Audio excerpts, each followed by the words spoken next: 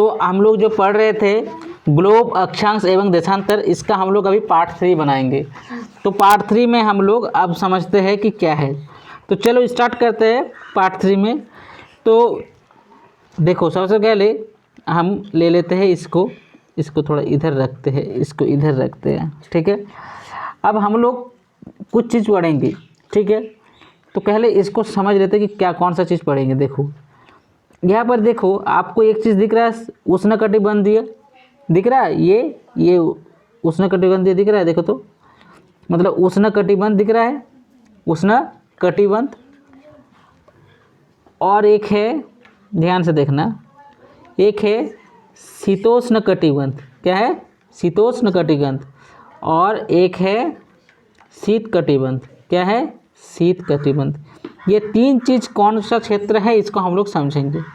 चित्र 2.5, तो चित्र 2.5 पे चलते हैं। चित्र 2.5 कौन है? यही है जो हम लोग दिखाएंगे अभी।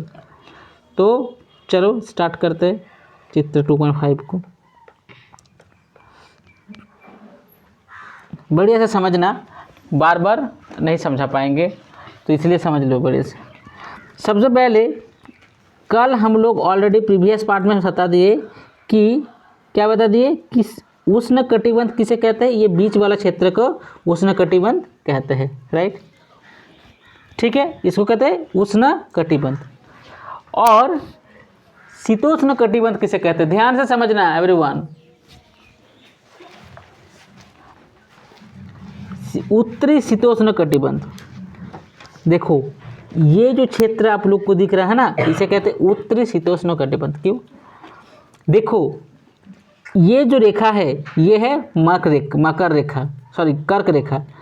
ये क्या है? 23.5 डिग्री उत्तर में है। कितने डिग्री उत्तर में है? 23.5 डिग्री उत्तर में है। 23.5 डिग्री उत्तर है। समझ में आया? समझ में आया? 23.5 डिग्री उत्तर में है। और ये देखो 66.5 डिग्री मतलब 66 होल 1/2 डिग्री, ये जो है इसको हम लोग क्या कहते हैं? इसको हम लोग कहते हैं, इसका नाम है, मैं बता रहा हूँ, रुको, इसको कहते हैं हम लोग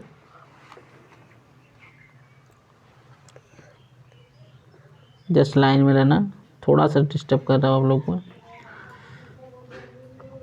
देखो उत्तरी गोलार्ध में उत्तरी ध्रुवीय वृत्त तथा उत्तरी ध्रुव, यहाँ पढ़ेंगे इस लाइन के, यह कर्क रेखा सूर्य की किरणें के तिरछे होते, यह के कारण उत्तरी गोलार्ध में कर्क रेखा में उत्तरी ध्रुवीय वृत्त, तो इसको क्या कहते हैं? उत्तरी ध्रुवीय वृत्त। इस रेखा को हम लोग क्या बोलेंगे? उत्तरी ध्रुवीय वृत्त। देखो हाँ दिख भी रहा है, देखो दिख रहा है ये वाला चीज़, ये वाला, ये तो गलत हो रहा है। अब देखो ध्यान से, ये वाला उत्तर ध्रुव वृत्त दिख रहा है ना, उत्तर ध्रुवीय वृत्त। ये जो पिक्चर जो है किताब में धुंधला दिया हुआ है, नेट में सर्च करके दिखाएंगे, ठीक है, कि कौन सा है उत्तर ध्रुवीय वृत्त। और इसको क्या कहते हैं? कर्क रेखा। इन दोनों के बीच जो रेखा है, इन दोनों के बीच जो क्षेत्र है, उसे हम लोग क्या कहते हैं? उसे हम लोग कहते हैं उत्तरी शीतोष्णकटिबंध। क्या बोलते हैं? उत्तरी शीतोष्णकटिबंध कहते हैं।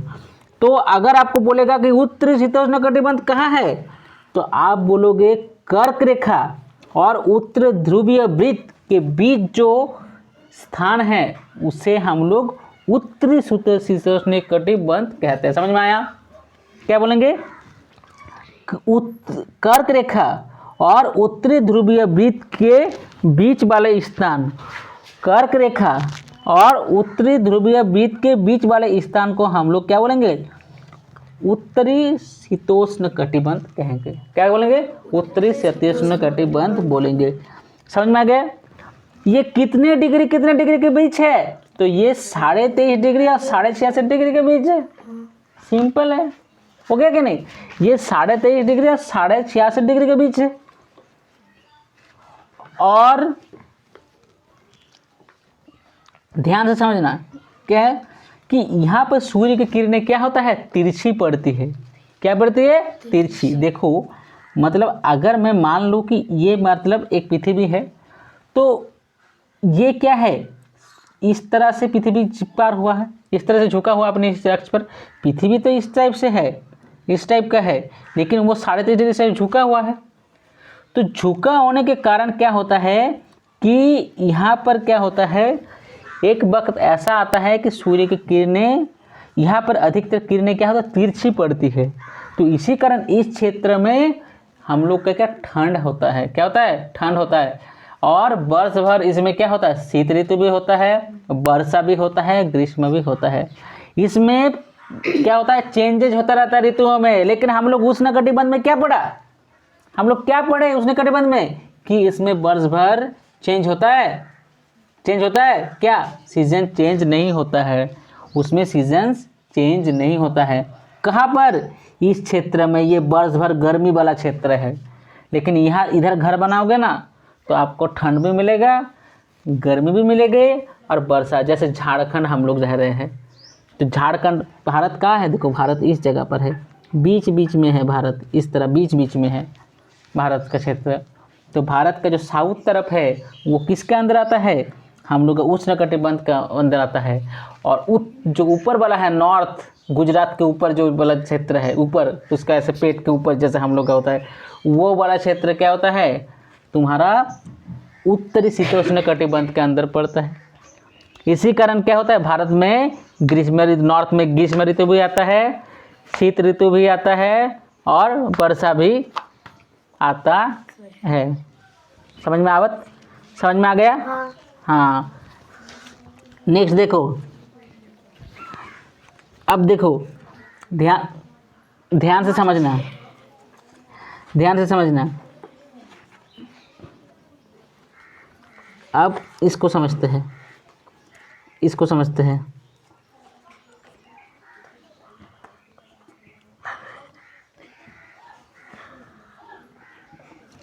देखो ये वाला जो क्षेत्र है, ये वाला अब दिख रहा है, इसको हम लोग बोलेंगे दक्षिणी शीतोष्णकटिबंध। क्या बोलेंगे, दक्षिणी शीतोष्णकटिबंध। इसलिए कहेंगे क्योंकि ये मकर रेखा और दक्षिणी ध्रुव वृत्त के अंदर है कि नहीं। ध्यान से देखो, ध्यान से देखो, ध्यान से देखो कि क्या है कि ये जो मकर रेखा है, मकर रेखा दिख रहा है, मकर रेखा दिख रहा है, मकर रेखा। और देखो ये दिख रहा है दक्षिणी ध्रुव वृत्त लिखा हुआ है। तुम लोग आँख कमजोर हो गए इसलिए नहीं देख पा रहे हो। ये मकर रेखा और दक्षिणी ध्रुव वृत्त के अंदर वाला जो क्षेत्र है, इसको हम लोग बोलेंगे दक्षिणी शीतोष्णकटिबंध। तो परीक्षा में आएगा दक्षिणी शीतोष्णकटिबंध किसे कहते हैं, तो आप बोलोगे सिंपल कि मकर रेखा तथा दक्षिणी ध्रुव वृत्त के अंदर वाले क्षेत्र को क्या हम लोग दक्षिणी शीतोष्णकटिबंध कहते हैं। और यहाँ पर भी क्या होता है, मतलब वर्ष भर क्या चेंज होता रहता है, चेंज होता रहता है इसका सीजन, कभी शीत ऋतु तो कभी वर्षा ऋतु तो कभी ग्रीष्म ऋतु। समझ में आ गया कि नहीं आ गया, समझ में आ गया कि नहीं आ गया, आ गया ना। अब एक सिंपल सा बात है, सिंपल सी बात है, समझ लो। अब यहाँ पर नहीं रुक रहा है ये लोग, बोला और एक चीज़ सीख लो। बोल रहा है शीत कटिबंध किसे कहते हैं, तो देखो तो सब कुछ सिखा देगा ये लोग। देखो क्या बोल रहा है, शीत कटिबंध। देखो ये नाम है एक प्रकार से, इसको सब समझना बहुत जरूरी। ये वाला जो क्षेत्र है सफ़ेद कलर का, ये उत्तरी ध्रुव और उत्तरी ध्रुवीय वृत्त, ध्यान से समझना।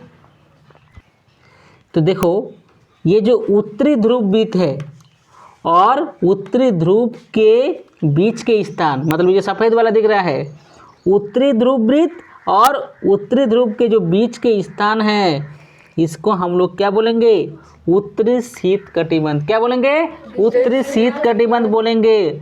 ठीक है, तो ये जो क्षेत्र है ये बहुत ज़्यादा ठंडा, अधिकतर बर्फ़ ही जमा रहता है। तुम जाओगे तो पूरा सिकुड़ जाओगे। It is not possible to stay there, वहाँ पर पॉसिबल ही नहीं कि आप लोग रह पाओ। कुछ पेंगुइन वगैरह पक्षी दिखाता है कि नहीं, देखते हो कि नहीं टीवी में, जियोग्राफी, नेशनल जियोग्राफी वगैरह जो चैनल होता है, बड़े बड़े एनिमल प्लानट्स वगैरह, उसमें दिखाता है सफ़ेद सफ़ेद भालू, ठीक है, सफ़ेद सफ़ेद पेंगुइन टाइप का ऐसा। तो क्या है कि इसे उत्तरी शीत कटिबंध कहते हैं। तो सिंपल सा है भाई, ज़्यादा दिमाग कहाँ लगाएंगे कि इसके बगैर दक्षिणी ध्रुव वृत्त और दक्षिणी ध्रुव के बीच वाला स्थान को हम लोग दक्षिणी शीत कटिबंध कहेंगे। तो समझ में आ गया दक्षिणी शीत कटिबंध किसे कहते हैं, समझ में आ गया। तो यही चीज़ समझाने का कोशिश किया है तुम्हारा इस लाइन में, ठीक है। और एक बार हम लोग फिर बता देते हैं, उष्ण कटिबंध किसे कहते हैं। तो हम लोग कहेंगे उष्ण कटिबंध इस क्षेत्र को, ये जो बीच वाला क्षेत्र है इसको बोलेंगे उष्ण कटिबंध। ये क्या होता है, इसमें वर्ष भर गर्मी रहता है। तो हम लोग क्या बोलेंगे, मकर रेखा और कर्क रेखा के बीच, मकर रेखा और कर्क रेखा के बीच के स्थान को हम लोग उष्ण कटिबंध कहते हैं। और ये उष्ण कटिबंध में साल भर सूर्य की किरणें लंबवत पड़ती है और ग्रीष्म ऋतु यह अधिकतर होता है। और यहाँ पे वर्षा भी होता है, ऐसा नहीं कि वर्षा नहीं होता है। Amazon rain forest, Amazon forest वगैरह, अफ्रीका के बहुत सारा देश इस क्षेत्र में आ जाते हैं। इस क्षेत्र के लोग थोड़ा डार्क स्किन का हो सकते हैं क्योंकि यहाँ पर सूर्य की किरणें बहुत तेज पड़ती है।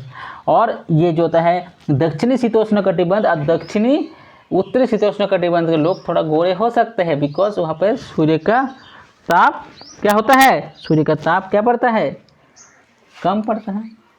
तो अगर आपको थोड़ा गोरा होना हो तो आप शीत प्रदेश में जाइए, कोई क्रीम लगाने का ज़रूरत नहीं है, ठीक है। लगाना चाहता हूँ अपना पैसा तो ज़रूर लगाना, ठीक है।